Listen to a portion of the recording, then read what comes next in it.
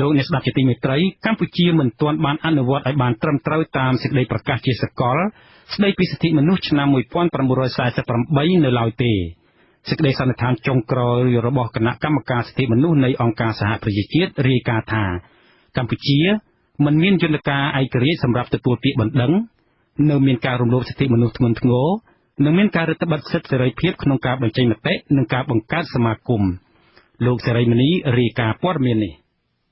សេចក្តីសន្និដ្ឋានចុងក្រោយលើរបាយការណ៍តាមការកំណត់លើកទី2របស់កម្ពុជានៃគណៈកម្មាធិការសិទ្ធិមនុស្សអង្គការសហប្រជាជាតិមាន31ចំណុចបានឆ្លុះបញ្ចាំងពីទស្សនវិជ្ជាជាក់ស្ដែងនៃការអនុវត្តសិទ្ធិមនុស្សនៅកម្ពុជា3ចំណុចក្នុងចំណោម31ចំណុចនៃរបាយការណ៍របស់អង្គការសហប្រជាជាតិលើកឡើងថាកម្ពុជានៅតែមាននីតិរដ្ឋភាពសម្រាប់ការរំលោភសិទ្ធិមនុស្សធ្ងន់ធ្ងរគណៈកម្មាធិការសិទ្ធិមនុស្សនៃអង្គការសហប្រជាជាតិមានកង្វល់ចំពោះការមិនទទួលខុសត្រូវចំពោះការសម្លាប់ក្រៅច្បាប់ដែលគេអះអាងថាអំពើនេះត្រូវបានប្រព្រឹត្តជាពិសេសដោយកងទ័ពនគរបាលនិងកងរាជអាវុធហត្ថនៅកម្ពុជាចាប់តាំងពីមានកិច្ចព្រមព្រៀងទីក្រុងប៉ារីសឆ្នាំ1991មកយោងតាមរបាយការណ៍នៃគណៈកម្មាធិការសិទ្ធិមនុស្សអង្គការសហប្រជាជាតិកម្ពុជាត្រូវតែគោរពកតិកាសញ្ញាអង្គការសហប្រជាជាតិដោយត្រូវបំពេញកាតព្វកិច្ចក្នុងការការពារការរំលោភសិទ្ធិមនុស្សម្យ៉ាងវិញទៀតកម្ពុជាត្រូវតែហាម5ការធ្វើទរណកម្មនិងការធ្វើបាបជនជាប់ឃុំ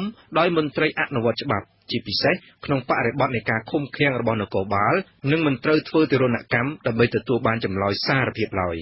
ឆ្លើយតបទៅនឹងរបាយការណ៍នេះអ្នកនាំពាក្យទីស្តីការគណៈរដ្ឋមន្ត្រីលោកផៃស៊ីផានលើកឡើងថាកម្ពុជាកំពុងពង្រឹងការអនុវត្តរឿងនីតិរដ្ឋភាពដោយស្ថាប័នយុត្តិធម៌និងស្នើដល់ប្រជាពលរដ្ឋទាំងអស់ចូលរួមរាយការណ៍ដោយសមត្ថកិច្ចនៅពេលទទួលបានព័ត៌មានស្តីពីការធ្វើទរណកម្មនិងការរំលោភសិទ្ធិមនុស្សដើម្បីឆ្លើយតបនឹងពីយន្តខ្នងឬអំពើណាមួយដែលចាត់ទុកថាខុសច្បាប់ហើយក៏យើងសូមទាមទារឲ្យប្រជាពលរដ្ឋលោកប្រជាជនចូលរួមទៅក្នុងការតាមដានចូលរួមក្នុងការរកនៅជនអាក្រក់ឬជនដៃដល់ហ្នឹងជំរាបជូនអាជ្ញាធរចាត់វិធានការតាមនីតិវិធីរបស់ច្បាប់ទន្ទឹមនឹងនេះដែរគណៈកម្មាធិការសិទ្ធិមនុស្សនៃអង្គការសហប្រជាជាតិក៏បានជំរុញឲ្យរដ្ឋាភិបាលកម្ពុជាគូបង្កើតយន្តការឯករាជ្យមួយសម្រាប់ទទួលពាក្យបណ្ដឹងដែលមានអំណាចស៊ើបអង្កេតរាល់ការចោទប្រកាន់និងបណ្ដឹងទាំងអស់ដែលទាក់ទងទៅនឹងការធ្វើទរណកម្មនិងការធ្វើបាបមនុស្សរីឯចំណុចទី21នៃរបាយការណ៍អង្គការសហប្រជាជាតិបានជំរុញឲ្យកម្ពុជាត្រូវតែផ្ដល់ឱកាសចំពោះសេរីភាពក្នុងការសម្ដែងមតិនិងការបង្កើតសមាគមដោយគណៈកម្មាធិការសិទ្ធិមនុស្សនៃអង្គការសហប្រជាជាតិមានកង្វល់អំពីរបាយការណ៍នៃការសម្លាប់អ្នកកាសែតអ្នកការពារសិទ្ធិមនុស្សនិងតួអង្គសង្គមស៊ីវិលកម្ពុជាត្រូវតែផ្ដល់ការការពារការយាយីចំពោះអ្នកកាសែតអ្នកការពារសិទ្ធិមនុស្សមន្ត្រីអង្គការសង្គមស៊ីវិលនិងមន្ត្រីនៃគណៈបកប្រឆាំងក្នុងការដាក់ទោសព្រហ្មទណ្ឌចំពោះបទល្មើសបរិហាកេរ្តិ៍និងបទល្មើសដទៃផ្សេងទៀតដែលច្បាប់មិនមានចែងច្បាស់លាស់គណៈកម្មាធិការសិទ្ធិមនុស្សនៃអង្គការសហប្រជាជាតិលើកឡើងថាកម្ពុជាត្រូវតែចាត់វិធានការជាបន្ទាន់ដើម្បីស៊ើបអង្កេតពីបណ្ដឹងនៃការសម្លាប់និងការផ្ដល់កិច្ចការពារដល់អ្នកកាសែតអ្នកការពារសិទ្ធិមនុស្សដែលបានទទួលរងការបំផិតបំភ័យនិងការវាយប្រហារនានាដោយសារតែសកម្មភាពវិជ្ជាជីវៈរបស់ខ្លួនគណៈកម្មាធិការសិទ្ធិមនុស្សនៃអង្គការសហប្រជាជាតិក៏បានស្នើឲ្យភាគីកម្ពុជាកុំដាក់បទបរិហាកេរ្តិ៍ជាទោសព្រហ្មទណ្ឌនិងលើកយកនៅបទបញ្ញត្តិពាក់ព័ន្ធណាមួយផ្សេងទៀតនៃក្រមព្រហ្មទណ្ឌឲ្យស្របទៅនឹងមាត្រា19នៃកតិកាសញ្ញាអង្គការសហប្រជាជាតិអង្គការសហប្រជាជាតិក៏ស្នើដល់កម្ពុជាត្រូវតែពិនិត្យឡើងវិញនៅច្បាប់បច្ចុប្បន្ននិងច្បាប់មិនទាន់តាក់តែងឡើងរបស់ខ្លួន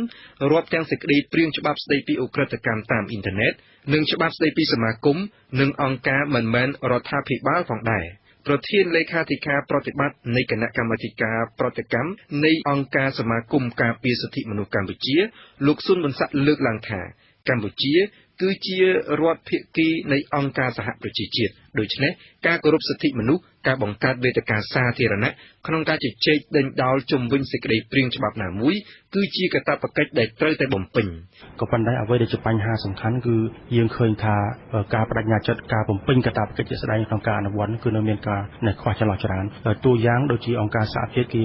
បានប្រាប់ថាឲ្យកម្ពុជាលើកកម្ពស់តម្លាភាពក្នុងការធ្វើគោលនយោបាយក្នុងការធ្វើសេចក្តីព្រាងច្បាប់ចឹងយើងឃើញថាភាពជាក់ស្ដែងបច្ចុប្បន្នដែលកំពុងធ្វើច្បាប់នៅសមាគមអង្គការមិន រដ្ឋាភិបាលគឺដូចជាមានការលាក់កំបាំងហើយមិនសូវស្វាគមន៍ក្នុងការឲ្យមានការចូលរួមពីអង្គការសង្គមស៊ីវិលដើម្បីផ្ដល់ជាធាតុចូលជាអនុសាសន៍ផ្សេងៗទៅបាទអ្នកនាំពាក្យនៃទីស្តីការគណៈរដ្ឋមន្ត្រីលោកផៃស៊ីផានលើកឡើងទៀតថា